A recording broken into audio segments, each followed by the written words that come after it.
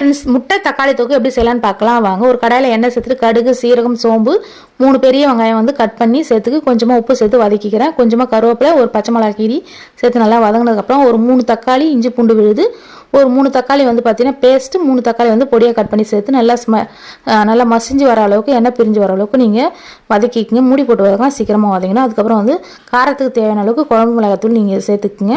நல்லா எண்ணெய் பிரிஞ்சு வந்ததுக்கப்புறம் கொஞ்சமாக கொத்தமல்லி போய் சேர்த்துக்கலாம். அப்புறம் கடைசியாக கொஞ்சம் சேர்த்துக்கலாம்.